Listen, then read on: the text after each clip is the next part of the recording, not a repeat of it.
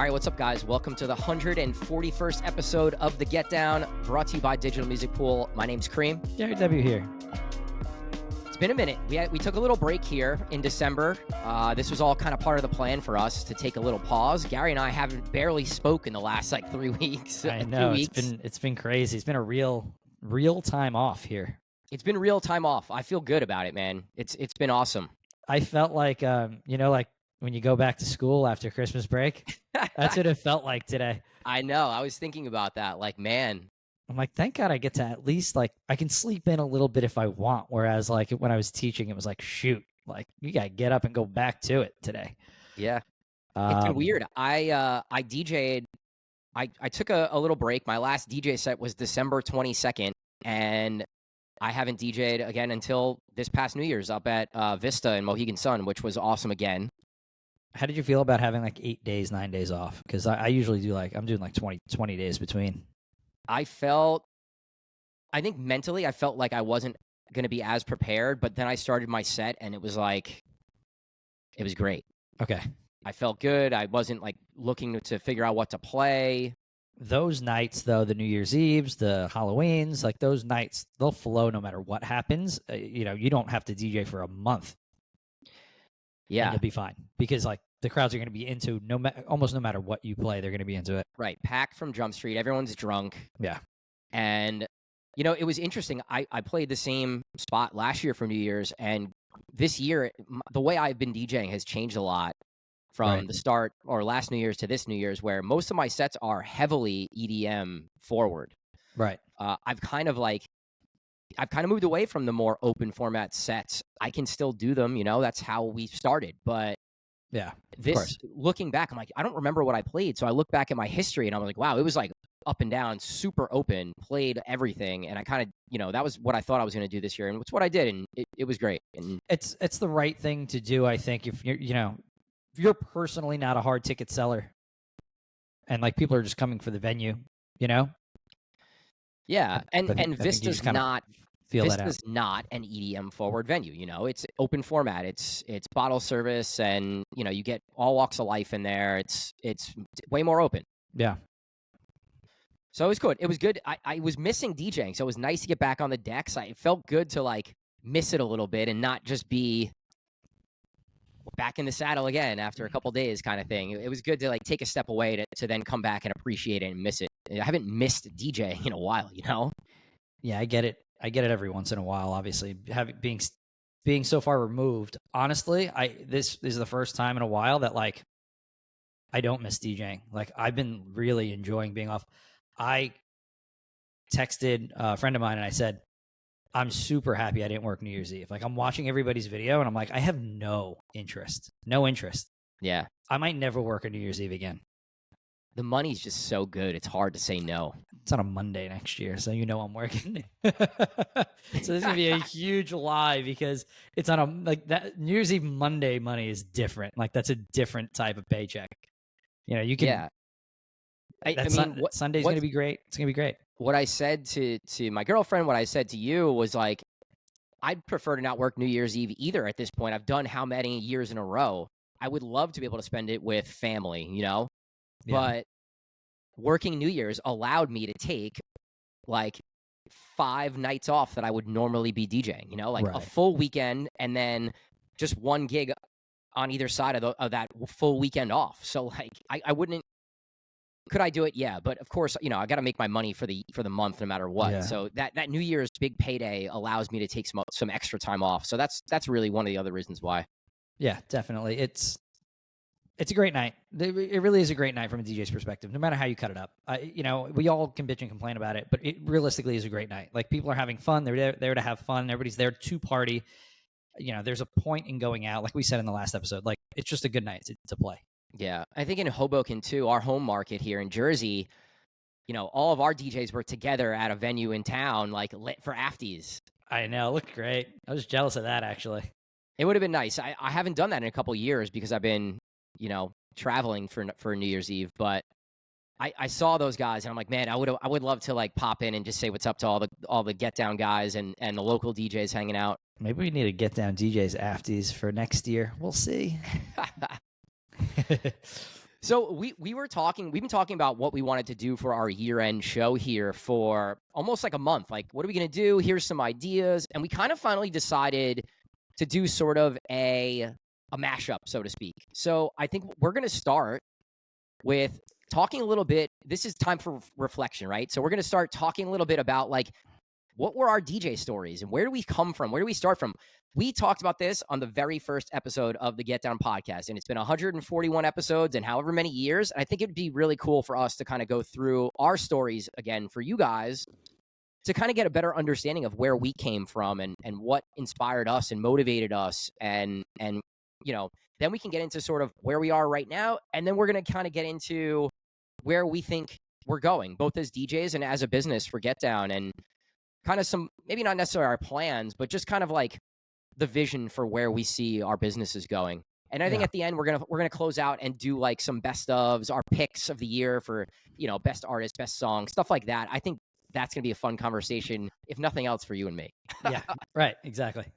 So why don't you kick things off? Tell us a little bit about like, how did Gary W start DJing? What inspired you to become a DJ? And a little bit about your career path. All right. So when I was in seventh grade, sixth and seventh grade, I was I don't know. I was listening to hip hop records and people were scratching and doing all this stuff, and I'm like, oh, like this sounds cool to do. So how can I go and do this? I didn't know what a mixer was. I knew what turntables were, obviously, but I didn't know what a mixer was. And my buddy, my best friend at the time, is 2 years older than me. He's explaining, you need a mixer to do this and all this stuff. And I'm like, how do you even know about this stuff? He's like, I think my dad's got an old one up at the bar because they owned a local bar. And so what I started to do is like, I started to garbage pick stereo equipment, right? And I would like invite my friends over, and like I would flip between like the aux and the CD and and that's how I would like DJ at the time, quote unquote. Fast forward about a year, my mom saw that I was doing this a lot. I learned a lot about like different musics at that time too, like because I would invite anybody who would come over, and they'd be like, well, why don't you play like this? And this is how I broadened my horizons and what kind of music I knew. So like Baltimore Club was something that like had a friend come in from Jersey City. It was somebody's cousin, and he was hanging out. He's like, you got to play this kind of music. It's like Percolator, Witch Doctor, all stuff like that. And then like dancehall reggae. And like it just started to understand all types of different musics within that time period. My mom saw that I had taken a serious interest in it. And for my 13th birthday, she got me 2 turntables and a mixer. And a gooseneck microphone, which was hilarious. The one that used to plug into the top of the thing. And it was ironically, the mixer was a Gemini, and it was called the 626. Nice. 3-channel. And the turntables were BD 100 Geminis. They were belt drive 100 Gemini turntables.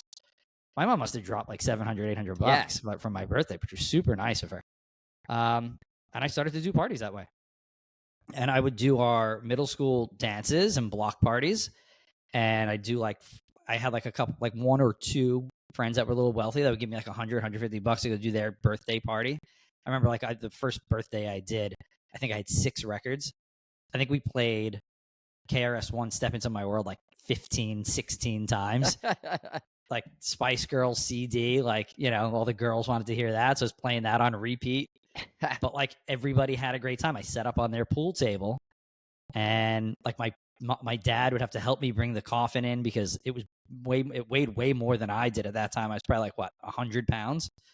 And he would help me set up the parties and stuff like that. It was super dope. Like my parents were really supportive in that journey. And then junior year of high school, at the summer going into junior year, I got offered my first bar gig. Friend of mine, his mom owned a bar in Little Ferry and called Riverside. And they gave me a 3-night residency. They tried me out, and then they gave me a 3-night residency there.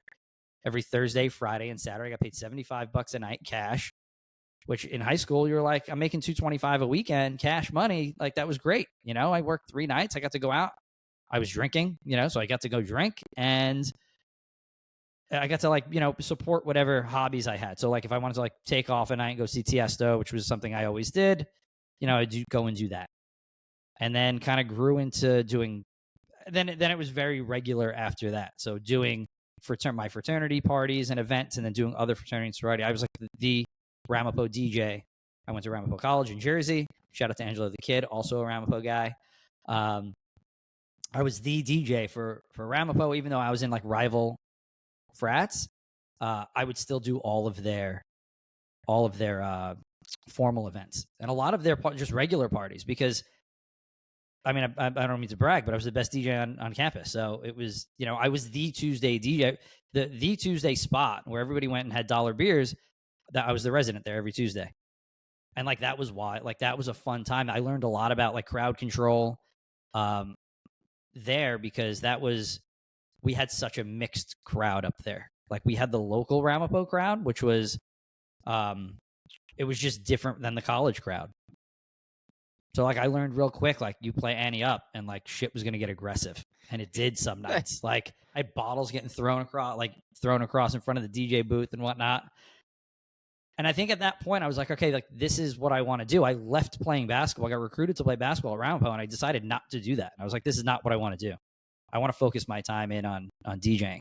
And I kind of went all in on it. I mean, at that point too, I was also doing a little promotion in order to try to get my foot in the door of some places. So I promoted at Sound Factory on Fridays for a little bit, Sound Factory NYC, which was on, I think, 43rd Street. It's where Pasha was for the younger guys that are listening, and girls. So I did a little bit of that. I think at the time Clutch was playing there. He was around my age, is around our age. I'm trying to think where else. I like connected with a couple promoters that I tried to like do the promotion DJ thing with them. Didn't really work out. That like route was very difficult at that time. I think everybody was trying to get their foot in the door of DJing at spots, and you really had to like be friends with people in order. You had to have like really good connections. And even though I was trying to go this professional route doing it, it just wasn't working out. I'm trying to think. And then like, I kind of did the Morristown thing since 2004. You know, I was like 20 years old at that point. Did the Morristown thing for 16 years. And did the New York City thing. I just wasn't really a Jersey. I wasn't your typical Jersey DJ. You know, I played the Lower East Side. I played Love NYC. I was a resident at 49 Grove. I was resident at Ultra NYC. You know, so I was doing all that stuff. I was doing the more New York City stuff for a long time. When I met you, we met at a club in Jersey called West 5 Supper Club. That was my Jersey break. The only places in Jersey that I knew that you played was West 5 and then Morristown, and everything else you did was in New York. That was where all my connections were, and that's where you wanted to play back then, because you know what? You could be more open, right? Where I felt like my Jersey spots, like, it wasn't as, I don't know, like Morristown was super creative because I knew the owner and he let me do what I want, right? And it just worked. You played very like AM style in Morristown for sure, like genre bending, completely playing anything and everything really over there, where you could some nights have a heavier EDM night, and then other nights you were playing a lot of rock and soul and R&B and hip hop kind of thing. Those are always like my favorite sets. I don't know why I ever got away from like last 30 minutes of my set would always be more Motown. Right. Or just like fun sing-along stuff. I remember you playing too, like just like Jackson 5, like throwback stuff. Sue was big. Like that was always a night ender, you know? Yeah. But because I was comfortable with that space, I was in that space for 10 years. And then I got a break playing off of Ultra NYC. Chris Lothar was hanging out there, and he was the manager at West 5, and he was like, oh, we're looking to bring some new talent into Hoboken. I'm like, well, I really never have played Hoboken. It's not, you know, Morristown's more my city. Even though I grew up, my family's from Hoboken, you know, and I went to school in Jersey City. So like I am through and through a Hudson County kid. Right. Like, so you guys listening that don't know anything about Jersey or, you know, the areas we're talking about, Hoboken and Jersey City are the two cities that are bordering each other right on the river, direct access to the city. You know, we have a train that goes, 10 minutes right into Manhattan. Morristown is about a 30-minute drive from those places out western New Jersey. Yeah. So I grew up in Hudson County, so it was really funny not to catch a break in Hudson County. I tried, you know, but Hoboken was, and we talked about this, like Hoboken was run by the older DJs, and there was no breaking in if you were a younger DJ. Like I got a couple of breaks, like Lughead gave me a break one night at, well, this is so ironic. It would be where Wild Moose is. At Lana Lounge. Which was, I think it was something else maybe prior to that. But it used to be separate. They used to have that like lounge bar in the front it was still dope, like nightclub-ish. And then they had like the main nightclub in the back. And I got to play that front room. That was awesome. It was like really my style, you know. It was nice and small, and it was tight, and it was still a nightclub, and the DJ booth overlooked everything. It was dope. So I got a couple little opportunities, but nothing that like really stuck. And then the West 5 thing stuck. And then that's where I met you. And, you know, you were opening for me one night, and then you were like, I live in Secaucus. I'm like, well, I'm from Secaucus. Then I figured out that you were living in my best friend's girlfriend's house that she grew up in, that I hung out and partied in all the time growing up. And then you know, we got along and decided to kind of work a little more professionally closer, and then kind of Get Down started. Yeah, I think we can let's pause there, because I think we'll get into more of the Get Down stuff.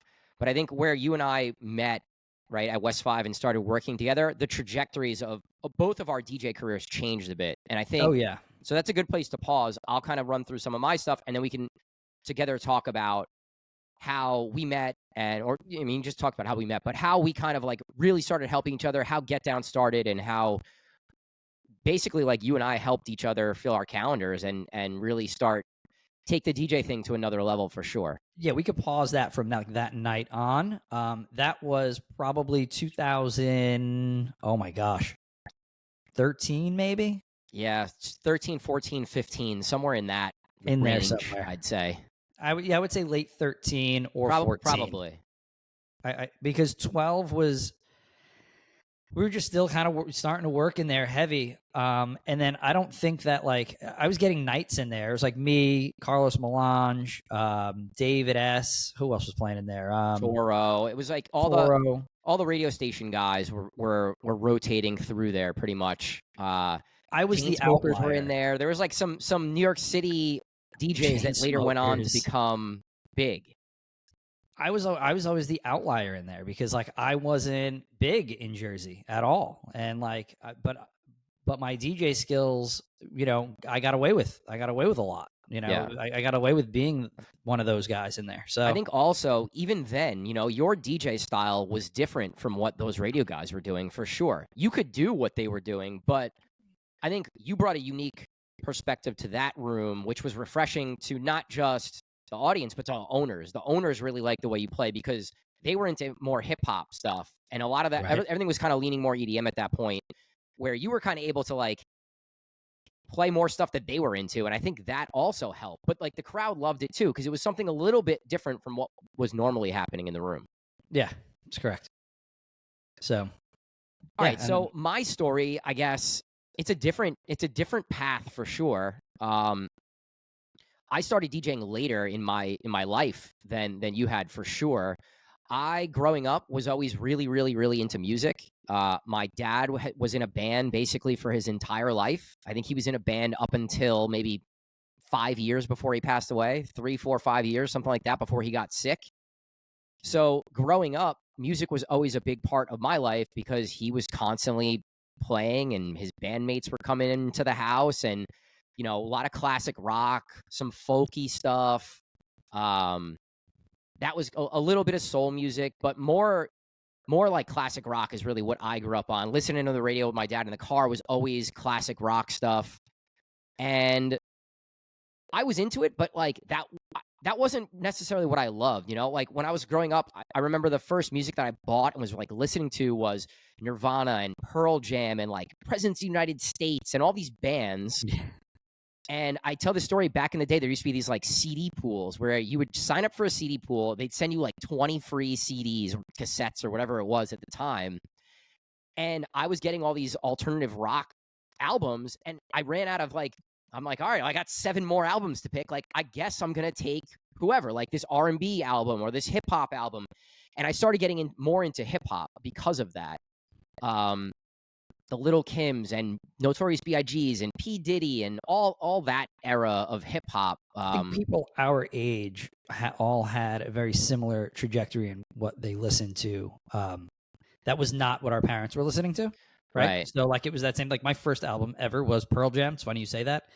My first CD, that I should say, was Pearl Jam. So yeah, And then I was listening to all that same stuff. So it was all same probably time period, like 92, 93, 94, and then or 95, and then 96, 97, 98 came the Tupacs, the Biggies, the Puffies, the Locks, all that stuff. I was in my mom's attic the other day, and I have a shoebox filled with all the cassettes that I used to listen to when, I don't remember who bought it for me, but somebody bought me like one of those like Sony radio boombox things. And I would listen to Hot 97 and 92.3 and whatever else I was listening to and recording my own mixes. But I was also listening to all these cassettes, and I had the most random shit, like Metallica, Earth, Wind, and Fire, like wow, Boys to Men. Boys to Men was big. Like such random Billy Joel, like the most random shit. It was the most random collection of music in a shoebox. But I was listening to all that stuff when I was younger. But it was cool because I was able to kind of figure out, like, I'm listening to all this stuff. I love music. My dad loves music. My brothers are now like playing instruments. I never got into playing an instrument, but I still love the music, right? I was always listening to music. And eventually, like, as I got older, you know, LimeWire and all these different things started popping up where I can go and download all this music, and I could go get the backlog of all these hip hop artists that I'm now getting into. And I fell in love with hip hop, like absolutely loved it. Not just the commercial stuff. That's what first got me into it, but then really digging more into like the backpack rap, and just digging super, super deep and like shutting my brain off to everything else. Like only hip hop is what I cared about. And I was just really inspired to try to start making my own stuff. So like I said, I was recording these little mixes from the radio where you had to sit there and hit record and wait for the radio to play this next song and like be like, hear one or two notes and be like, oh shit, hit record for the next track that I want on this cassette player or whatever. Which is funny, but that kind of turned into me making mixes on CDs for my friends. I was digging super deep and creating these like 15-track, what I was calling cream mixes even back then. And I started selling them in school. And so people got to know like, oh, Cream, when's the next Cream mix coming out? And it was all hip hop. It was all like a mixture of commercial and underground. So yeah, and I was making the mixes for like our basketball team. But again, like you said, I didn't have the DJ equipment. I was in like Audacity trying to like figure out how to like put these two songs together. And I was in Fruity Loops, like trying to make my own music and like making shitty hip hop songs. It's interesting you say that because it's like that's the side of it that I never ventured down because I was just making live mixes, right? And had been making live mixes for so long, like since freshman year. Me and my friend Chad would sell out of my locker for $5 a mix, and that's how we'd hustle. Yeah. And I'd give him $2, and I take 3, and that's how we made a little bit of scratch on the side in high school, and that kind of continued all throughout. And then you coming on later and being a little more raw, it gave you the naivete almost to like, oh, let me try this other stuff, you know, before actually applying it to the DJ equipment. Yeah. So, yeah, like, I don't know why I sort of know why, because DJ equipment was crazy expensive, and everything I was using was free. Audacity was free, you know, LimeWire was free. Like, I wasn't paying for anything, and I never asked my parents. I never looked into buying DJ equipment. It never really crossed my mind. I was, like, cool with just trying to learn how to produce and messing around with the beats and stuff. So, to fast forward a little bit, I went to college. I went to James Madison in Virginia. First person I meet, this dude, Rich Frizel, who we instantly clicked because he loved sneakers and he loved hip hop music. And he was from New York and we were in Virginia. So it was like we clicked the first day we met. We went into the dorms and like hooked on talking about music. And he put me onto so much other music, soul music and stuff that I never got into that he was into. But his brother was in a hip hop group in the city in New York. But he also went to school in Virginia. So me and Rich would go to his college shows. He was in a group called 6 Sense, a white rapper and a white DJ doing hip hop, underground hip hop in Virginia and Lower East Side Manhattan. Jeez. So, you know, as college is finishing and I'm going back to New York and going to all these underground shows, going to the 6 Sense shows, following around Rich's brother. His name was Frequency. He's now produced records for Eminem and Rihanna. He's got Grammys. He's managing artists. Like, he's come a crazy long way too. But that was the first time I ever even touched or thought about or looked at a DJ setup. Yeah. And I kind of messed with his stuff a little bit before a show and, in the dorm room one night. And I was like, this is pretty cool. And like, I might want to get into this. And so graduated college, came back and was partying, right? I was out in Hoboken, Jersey Shore, like going out. And the music was changing, right? Like hip hop was kind of still something I was really passionate about, but I got turned on to this EDM thing and house music thing, going to surf club and going to DJs. And like, I started getting into that music a little more. And I said, fuck it, I bought a controller, like a shitty little tiny Newmark controller to like learn how to DJ in my bedroom. I was like just having fun with it. I never thought it was going to turn into anything. Started making Cream mixes, like live mixes at that point, and eventually started booking like backyard parties. Or Cream started DJing. Let's have him come play the apartment party in Hoboken before we go out. Can you do my 23rd birthday party at my mom's house kind of thing? And just going and playing whatever music I wanted to play. And then eventually starting to book like actual private events, weddings, sweet 16s, like random stuff. And that was my first like entrance into DJing. I got a great Cream mix story that I've told before, and I'll tell it again. I was playing beer pong at my shore house, which was in in Bradley Beach. We always stayed away from Belmar because it was just a little too much, and I liked the more quiet, but I could still access Belmar. I could still access Asbury Park. Yeah. So playing beer pong, listening to a mix. I'm like, whose mix is this? And the kid, Anthony, I think what the heck was that? Joe? He's how I was introduced to DJ Cream, because he's like, oh, this is this kid DJ Cream's mix. And I'm like, this is dope. I was like, the mixing's clean. I love the track selection. I was like, I'm going to have to reach out to this guy. But I never reached out. But we then met that fall at West 5, which was kind of ironic and crazy. But I'll never forget the first time I heard a mix of yours. I was impressed, and I'm never, always like jaded about like, fuck whoever's mix this is, back then. And I was, like thoroughly impressed. And that was the first time I ever heard you. I don't know if that was a live mix or if it was. I don't remember. I'm pretty sure it was a live mix, because I still had never like messed with Ableton at that point, and it had to be a live mix. That had to be summer 12, I believe. I think that was my last summer at the shore, so I think it was summer 12. Yeah. So I guess my very first club gig or bar gig was West 5, and wild. At the time, I was, like I said, I was going out a lot, right? I was living in Hoboken and Weehawken, and we were going to all the clubs. We like going to the clubs. We were going to the clubs in Hoboken. We were going to the clubs down the shore. So we got to know a lot of people, a lot of promoters, a lot of managers and owners and bartenders. And West 5 was a place where we would go at least once a weekend. We'd like at least stop in there, say what's up, shake some hands, kiss some babies, hang out, and then bounce around. And one of these parties I was playing, it was a Super Bowl party in Hoboken, and someone came up to me and was like, yo, I'm a manager at a club in Hoboken. You should come play my club. And I'm like, I would love to. Let's do it. And, that's one of those things where I, never really think it's going to actually follow through, but they followed up, they booked me, and that was my first nightclub gig. And it was with David S. And I was super nervous, and going in, I still wasn't super comfortable on CDJs or turntables, which is what they had. Yeah. And because I still hadn't bought my CDJs before, getting that first gig. Right. And I knew if I could just bring a lot of my friends out, if I was terrible, if nothing else, the bar would be like, yo, this kid brought 50 people at 10 o'clock when he started. Like, even if he sucks, who cares? He brought 50 people. Like, we made money because of this book. He can play again next week.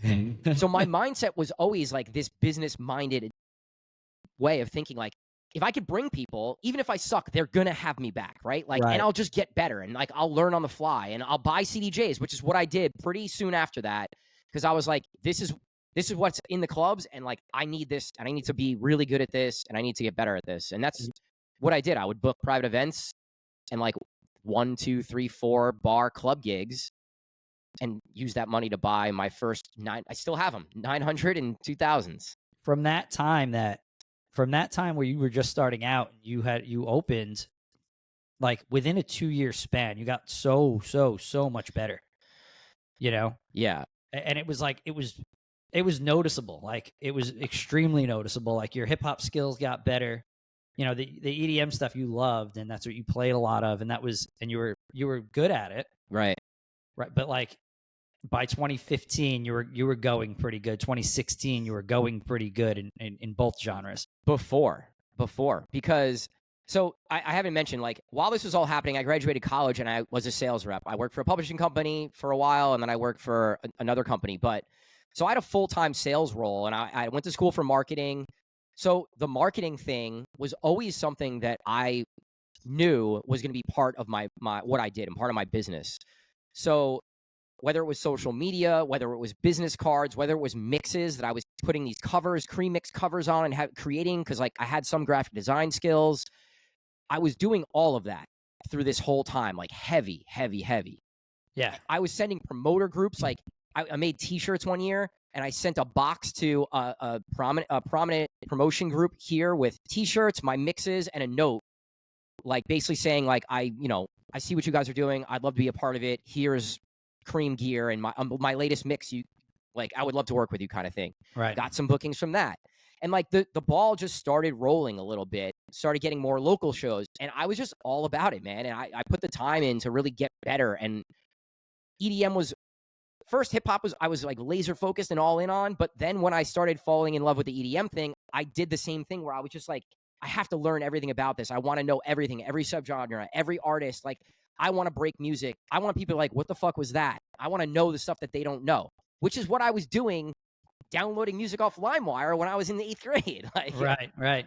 Like I was introducing music to people then when it was a lot harder to find that stuff.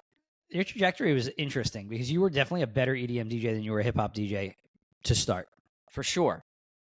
And that's what I'm saying. Like, you grew a lot in a 2-year period where you became a more well-rounded DJ. You were always a great marketer, always a great, you could brand yourself well. You can talk to anybody in the room and find those right people, and always good at that stuff, right? But from a DJ skill perspective, like, your hip hop came along years later. Yeah, the skills had to catch up to the marketing, I think, in the beginning. It did, for sure. It definitely had to. And it did. I watched it happen because I was like, Cream's great EDM DJ, knows how to work a room with EDM, but like still rusty on kind of how to really work a room for hip hop. You know how I got good at that?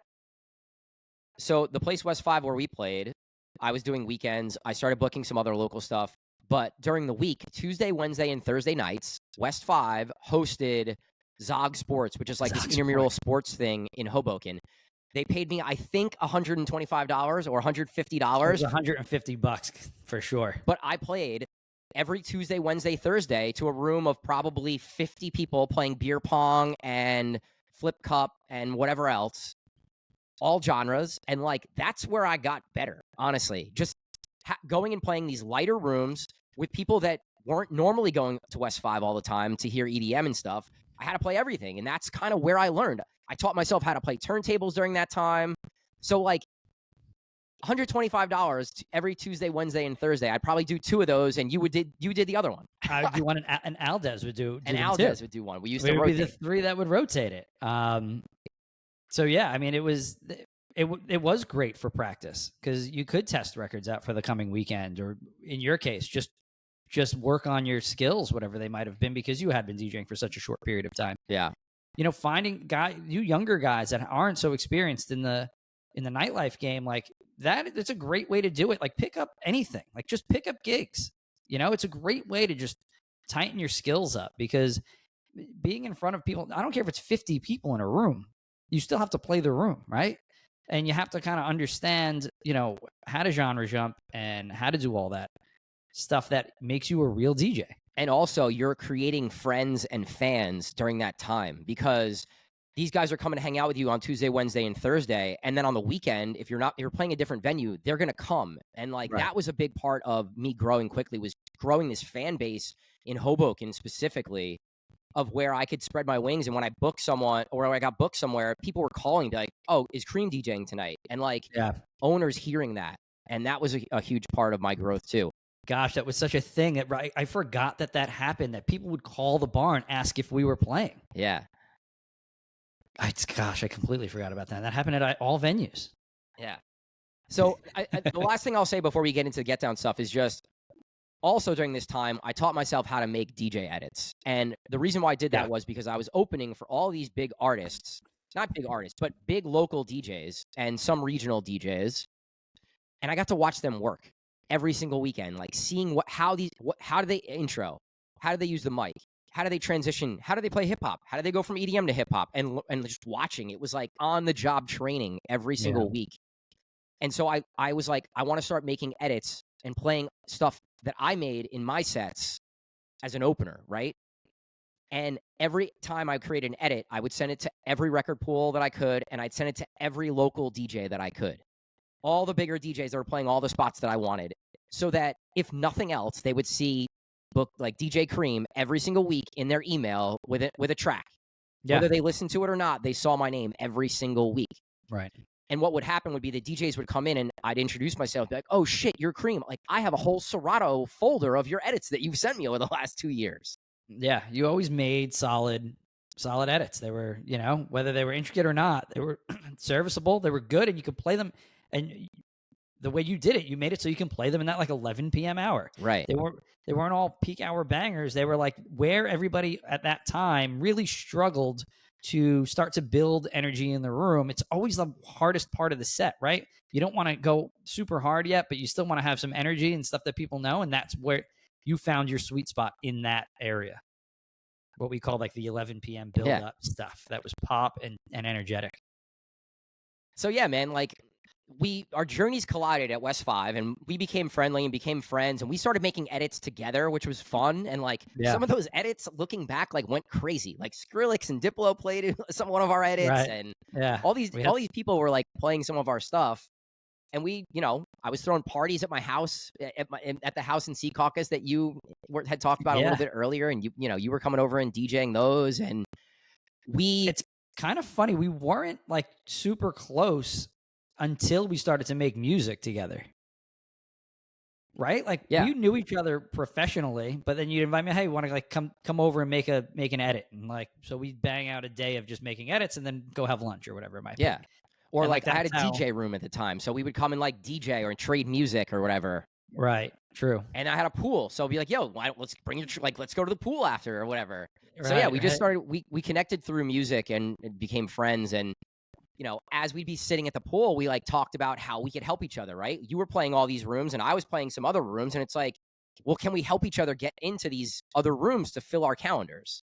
It's interesting because hearing the two stories, and like I played Morristown, New York City. You had your connections in Hoboken and Jersey the Shore, City. And it was completely different. Like it was like at that point, you have all of the small markets in our major market covered. So it kind of was perfect. It was a good way to introduce you into that Morristown market, and then also the New York City market. And then I got to start to play more Hoboken, and I never played the Shore. It's not something I ever You helped me get into New York as well. But the first time I ever DJed in New York, and I want to say this because it's funny, but so I had met Ammo through West 5. I was opening for him there, or maybe Teak, or one of the spots in Hoboken.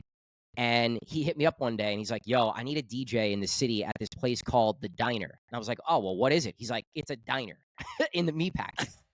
So Meatpack in New York City at the time was where everything was happening. We played a bunch of stuff there back then. Yeah. He's like, my boy Nick Russo does this after party. It's from 12 to 5 or 4 or whatever it was. He's like, he's got CDJs. Just show up and go play music. And I'm in a diner. That was wild. And it was like everybody would leave the clubs and go to the diner, and they would have a DJ, and it would be me. And it was like super unique and interesting and different. But, Ammo is booking everything in New York. Name a club, and Ammo's involved, and Dream Hospitality is involved somehow. So it was like a great person to meet. Yeah. And Nick Russo had his booking agency for a long time, and he was helping me. Like, it's just funny how shit works. Yeah, that was a wild gig. I remember going there and being like, this is it? It's like really actually a diner. It's like it's a diner for real. Like a real diner. Oh, that was my first New York City gig. That's hilarious. And then obviously that relationship helped me get into some really good rooms because they were involved in some really good clubs in New York City, and I would go open and close. And like, it wasn't for a lot of money, but it was playing the best rooms in New York. Yes, and that's where when we were at that point working together more and more. And that's kind of when we turned to each other and said, you know what, like, we've had 2 or 3 places reach out and ask us, like, do you have a guy on Saturday? Do you have a guy on Friday when you're not playing? Does he play like you? Like, yeah, that's always the big one. Does he play like you? Yeah. I need somebody that's as good as you. And I mean, that's when like Angelo the Kid was playing Pilsner House for us, you know, and then that started to kind of roll a little bit. Like the ball started to roll a little bit in getting a couple more rooms. I think you were resident at Tally Ho at that point. Antique. You know, we had Sona 13 in Morristown. West 5 was still hanging on somewhat. Yeah, and you were playing at the W Hotel in Hoboken. You helped me get in there. You introduced me to Ron Rodrigo, big promoter in the city who owns and runs Rated R Entertainment now. Yeah, so like we used our networks to help each other, right? And we were like, we realized really quickly that DJs helping each other, which was something that never happened in our market or rarely happened in our market, where everyone was like fighting for all the gigs. We realized that if we stuck together and helped each other and brought each other into our different rooms, number one, we could fill our own calendars.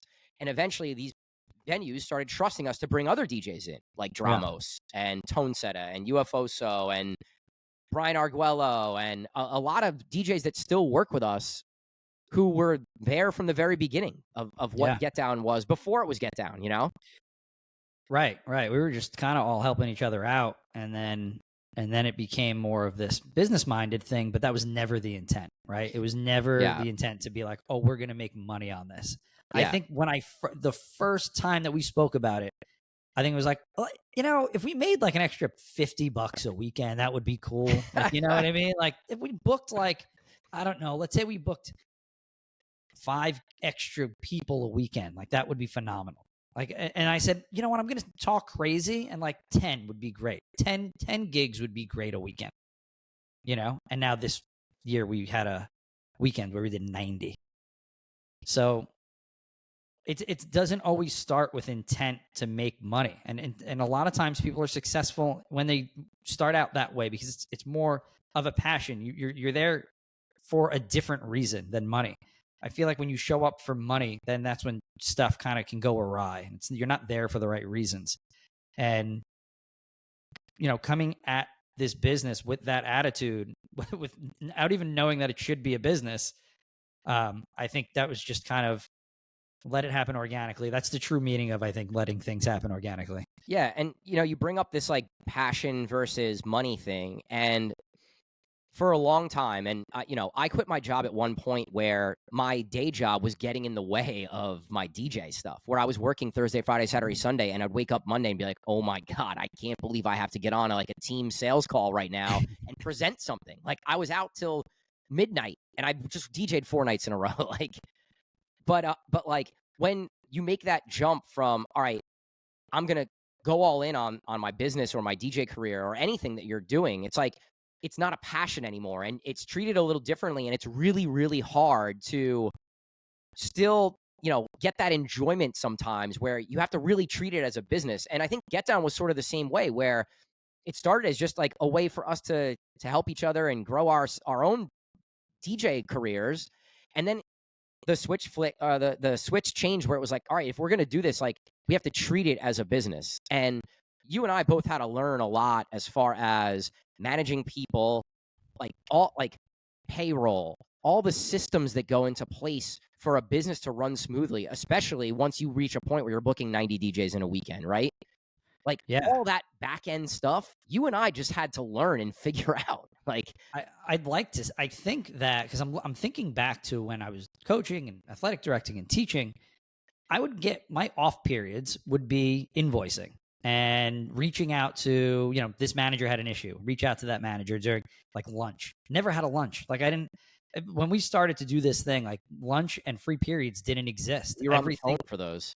Everything got done in those little times. And then, and then when I moved, and got to do this full time, I think we really got to grow a lot and take the business to a different level because just of sheer time, right? And having time to do it and time to do it correctly.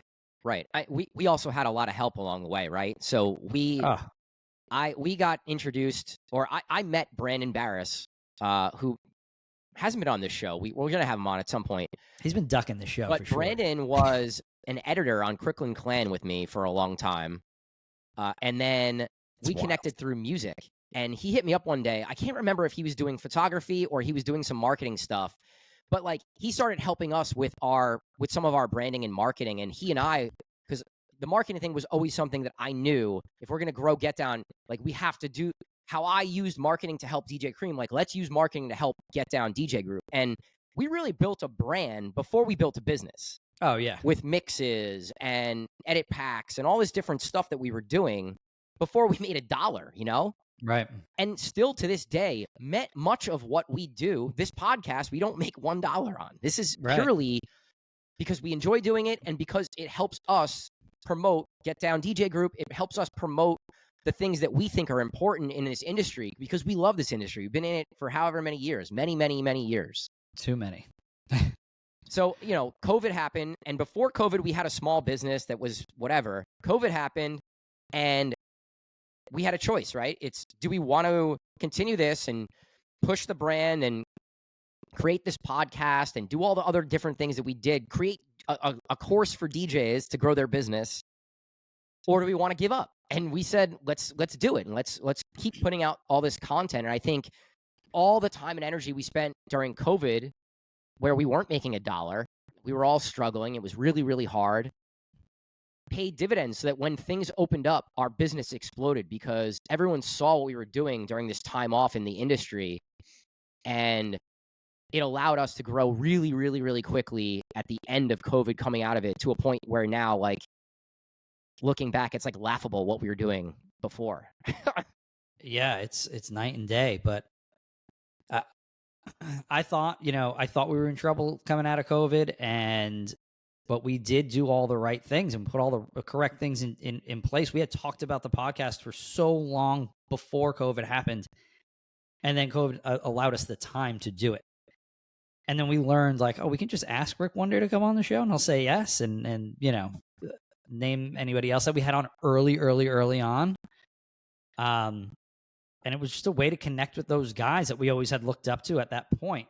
Beat Breaker was definitely we knew Carlos a little better, but Beat Breaker and Ammo, and Rick, like we knew, but we didn't really know. Like, right. They could have easily said no to coming onto the show. Yeah, and I think it helped. I think it helped us with our confidence in the business too, right? Like you look back and you're like, okay, well, we're connecting with all these right people because of the podcast, and then they're learning about all the things that Get Down DJ Group does, and right, our meetups that we were doing, and there's so much stuff that we do that we don't make no money. We make no money, and that's okay. And because we want to do stuff for the industry, and I think I didn't realize how much people would see that stuff, Yeah. And see the podcast and see the GDU and the Slack channel. It's like, we always talk about being consistent and just like putting yourself out there and making content. And like, that's all we did for how many years? Like for a long time. Right. It's and still try to do, Yeah. Yeah. I think some of it has taken a backseat to, it's transformed, right? As everything should. We have our event that we do once a month right now. And that, maybe we'll see a meetup this year. Maybe we won't. We probably will, and like blow it out and do something big. I'm hoping we'll see how that goes. But as we keep adding venues and adding DJs and making sure that everybody is growing in the right way, it's a huge part of our business. It's grow talent, and it's a big part of having an education background for me, and you coming from two parents with education backgrounds, and having that mixed in with your marketing and branding expertise, like it's just a perfect storm of what we've built here. I think some advice that I want to give to you guys, because I think I would have loved to hear it from somebody, would just be, people see what you do, whether they know you or they don't know you. And I think when you're putting out content and you're active and you're networking, people might not give you your flowers or reach out to you in DM or whatever, but people see what you're doing. And I think I didn't realize how much the market, not just our local market, but in the US and regionally, we're seeing what we were doing and download and play my music. It's like, be confident in what you're doing and trust the process and stay consistent and like, be confident, man. Like, I think that's the big piece of all this is like, we constantly thought like, they don't know who we are or we shouldn't ask. Like, just ask, like, do it, go for it. Right. I think that was something that I wish someone had kind of, you got to ask for what you want. Like, I wish someone said that to me and it hammered home the point to me a little earlier. The worst that can happen is somebody says no, or, and that's nothing. You're not going to grow unless you get rejected once in a while. I don't know. Yeah, I kind of wish the same thing, like that there was some feedback, because there just really wasn't. The feedback, honestly, probably really would have come in where, like, all right, well, you have Get Down University, and we had 2 decent-sized classes. You know what I mean? Yeah, for sure. A lot of those people work with us now, which is amazing. But I think that was good feedback, but I don't think that was enough for us. Yeah, I mean, like, we created a course to try to help DJs to grow their business in a time where there was no DJ gigs. Like, we all knew they were going to come back eventually, and we knew DJs had time to spend on some like learning and courses and practicing and music and all that stuff. And I think, I don't know, we've been going back and forth about relaunching GDU as like something new with new content, and I do think it would be a lot more successful now that, we've grown a lot, not just as DJs, but as Get Down as a business as well. And, there's more eyes and ears on what we're doing. Yeah. I don't know. We're talking about like where we're going. Like that might be a place where we're going, right? Relaunching Get Down University. What are some other things that, like, where do you see the business going, or where do you see us going for Get Down? Oh man. I see maybe I'm hoping to relaunch and I haven't really said this to you, but I'm hoping that if we do get back into meetups, that maybe we can grow the meetup into something that's bigger. That's not just individual DJ based. I don't want to spill it too much because I don't want somebody to steal the idea. But like, I can see the meetups becoming a bigger thing, maybe conference based, Speaking of Brandon Barris, this was his idea from years and years and years ago, where eventually we were going to have this like big ticket meetup. Well, idea. That was my idea. So remember he recorded us coming out of the New York City meetup, right? And he asked the question, where do you see the meetups going next?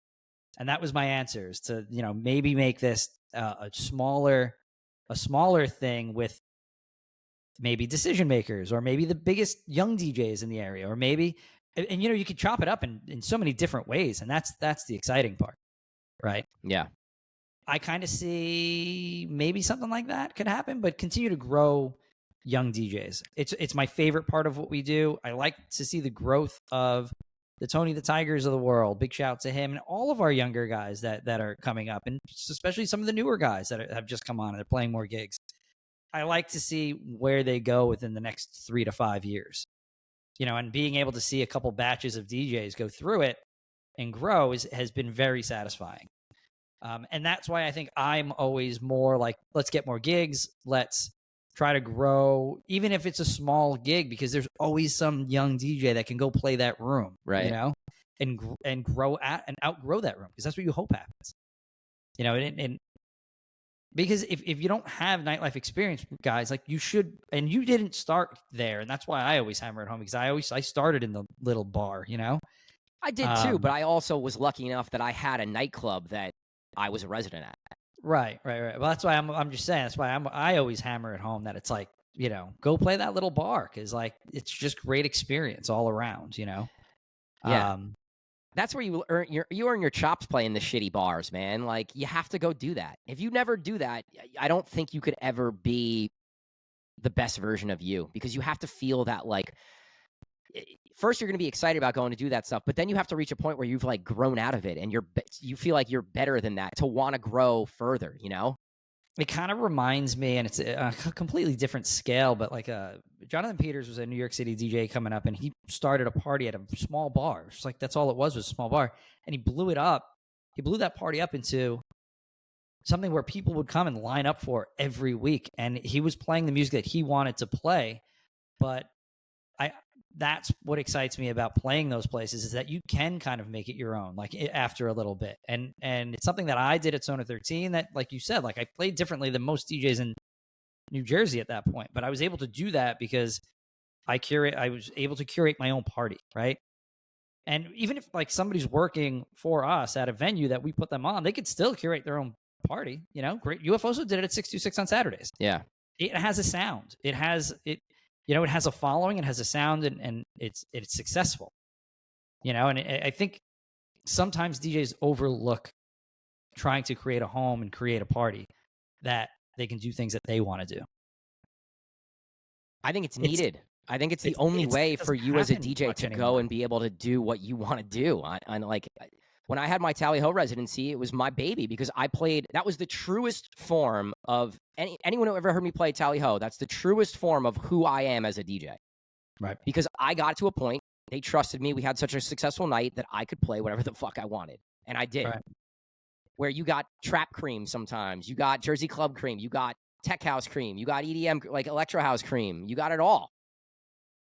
I'm going to... I didn't realize this until we just started to talk about this, but like the last time I played at one of our venues in December, I started off with like a very pure Gary W set, all like disco house and deeper house stuff that I like to play, but the crowd really got engaged right off the jump, you know? And we were rocking for like an hour and a half, and and it was no pop stuff. It was like throwback disco pop and like maybe stuff from the 80s and whatnot that was remixed. But everybody was so into it. And then I got in my head and I was like, I got to get out of this and play pop stuff. But if I was there every single Friday, I would be able to kind of stay in what I want to stay in, because those people are there to fuck with you. You know what I mean? Right. Especially as a younger DJ, that's, like I said earlier, growing some fans, right? Getting people to get to know who you are and who you are as a DJ, so that not only are they going to come to your residency, but then they're going to follow you to the other places that you play at. You know? Yeah. I think that's super valuable and a bit overlooked right now. Yeah, so I do. I just want to continue to see our younger guys grow and be successful and do these things and get these experiences. That's why, like I told one of our younger guys earlier in the year, for better or worse for Get Down DJ Group, I told him to go take a residency that was not with us. Right. You know? Because I wanted him to do that. And he did. And he threw a successful party there for a while. And I was proud of that because, yeah, like, sure, like it took away from our gigs, but I was proud of him as a young DJ to come up and do that, right? Yeah. Because you have to do it. So just something, food for thought for younger DJs. Yeah, I mean, for me, I think thinking about where the business is going and where Get Down is going, I totally agree with you. Like, the core of our business is always going to be coaching and teaching and helping young DJs, right? Like, that's just ingrained in who we are and what we do. Like you said, with our parents and teaching and your teaching background, it's just like ingrained in us, and it's something that I think we both think is really, really important. So yeah, I think as far as where I see Get Down going, like, yeah, I want to book every venue and every gig that we possibly can. That's also at the core of what we do, right? We book DJs and we work with venues and we help venues and we improve venues. I like to think that we would at least try to improve venues, you know? I love that portion of it too, right? Right, like give venues a little bit, like some consulting and like some, hey, that you might want to do this or this could help your venue, and like whether they take that or not. It's stressful sometimes, but I still like it. It's something that's part of what we do, and you know, I'm always like, how can we grow? How can we get bigger? How can we do something new? So, yeah, you know, there's areas where we can grow into, and I think that's going to be a lot of kind of where I spend my time this year, and growth into other markets as always. Right. But, you know, same content and same podcast will keep going, and all the stuff we're doing is going to keep happening. Yeah, man. I'm excited. I'm excited for this year. It's always fun. It's always fun to start a new year and kind of start anew and hopefully gain some gain some new venues and establish new relationships. For sure. So, all right, I'm gonna throw a curveball. We're gonna take a pause here, and we will be back, and we'll go through some of our 2023 picks, I guess we'll call it, or awards if you want to call it that. Yeah, I like it. But all right, we're gonna pause here. We'll catch you guys in a few. All right, guys.